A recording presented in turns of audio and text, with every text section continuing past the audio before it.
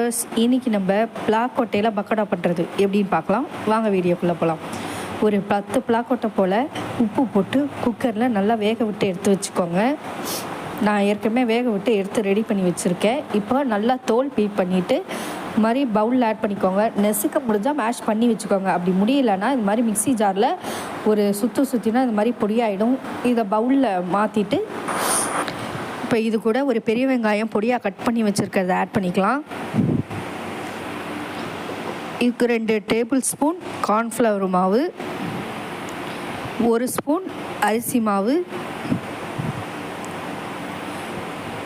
1 table spoon கடலை மாவு, இது எல்லாத்தையும் ஆட் பண்ணிட்டு ஒரு 6 முந்திரி போல் மிக்ஸி ஜாரில் நல்லா ட்ரையாக பொடி பண்ணி எடுத்துக்கோங்க. இந்த மாதிரி பொடியாக வரணும். இது கூட ஆட் பண்ணிவிட்டு இப்போது கொஞ்சமாக கருவேப்பிலை, காரத்துக்கு ஏற்றா போல் நான் வந்து 1 டீஸ்பூன் காரப்பொடி சேர்த்துருக்கேன், 1 டீஸ்பூன் கரம் மசாலா. உங்களுக்கு காரம் வேணால் கொஞ்சம் அதிகமாக சேர்த்துக்கலாம். தேவையான அளவுக்கு உப்பு, ஏற்கனவே பிளாக்கொட்டையில் உப்பு போட்டதுனால பார்த்து ஆட் பண்ணிக்கோங்க. இதை நல்லா கலந்து விட்டுருங்க. மாவு எல்லாமே மெர்ஜாகிற மாதிரி நல்லா கலந்து விட்டுட்டு அப்புறமா வேணும்னா லைட்டாக தண்ணி தெளித்து பிசைங்க, எல்லாம் ஒன்று சேர்கிறதுக்கு.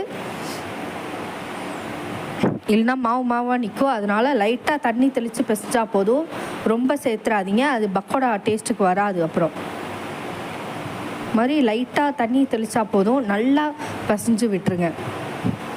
உங்களுக்கு பிசைகிறப்பே தெரியும் நல்லா சேர்ந்துருச்சா ஒன்று போல் வந்துருச்சான்னு. இந்த மாதிரி பிசைஞ்சு வச்சுக்கிட்டு ஏற்கனவே எண்ணெய் காய வச்சுருக்கேன் அடுப்பில். இப்போ நம்ம பக்கோடா போட்டுடலாம். பாருங்கள், நம்ம உதிரியாக நான் போட்டு எடுக்கிறேன்.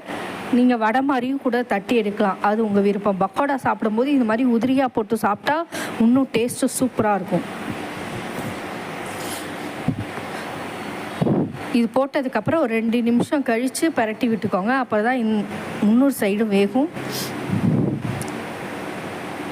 இது நல்லா இப்போ வேகட்டும். பாருங்கள், இப்போ நல்லா வெந்துருச்சு.